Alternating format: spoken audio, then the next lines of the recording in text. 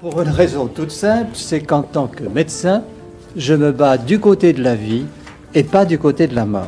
Et que la pilule abortive tuant des enfants, elle est mauvaise comme tout avortement.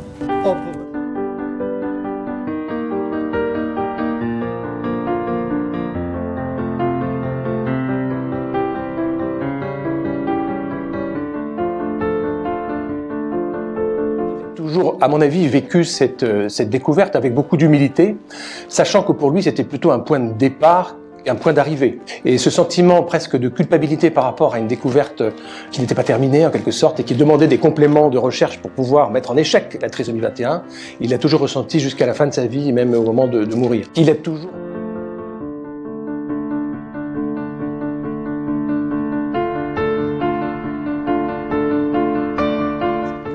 Une de ses vertus qui est la force d'âme, le courage. Ça illustre le moment où il a dit « Si c'est pas moi qui les défends, eh bien, je ne sais pas qui le fera, et si moi je les abandonne, je ne m'en remettrai pas. » Et donc, il s'est constitué le défenseur naturel de ses enfants. Ça illustre.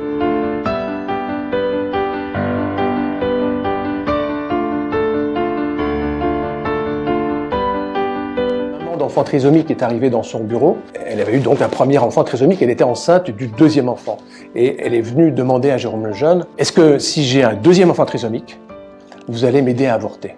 Il lui a dit non, gentiment, il lui a expliqué, mais il lui a dit non. Et la femme, à ce moment-là, a quitté le bureau et a claqué la porte. Et 10 secondes après, elle est revenue, elle a passé la tête, et puis elle a dit, merci de ce que vous m'avez dit, parce que si vous ne me l'aviez pas dit, jamais je ne vous aurais confié le soin de mon enfant trisomique 21. Une maman...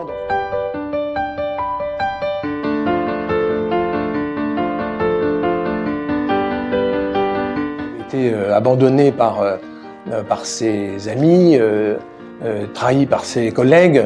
Donc il se retrouvait dans une situation de solitude professionnelle et quelquefois amicale. Il a eu cet espace de réconfort avec l'amitié de Jean-Paul II qui s'intéressait évidemment beaucoup aux questions de la vie, du respect de la vie, du don de la vie. Et il a trouvé évidemment dans la personne de Jérôme Lejeune la personnalité qui lui convenait pour compléter et éclairer en même temps ce qu'il avait pressenti, ce qu'il avait déjà écrit. Il avait été...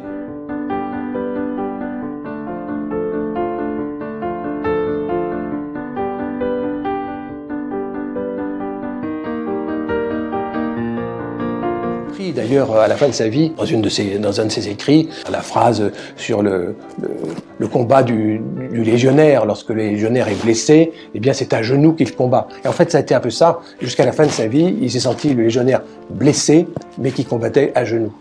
Et c'était, de ce point de vue, évidemment un exemple. Il y a une expression.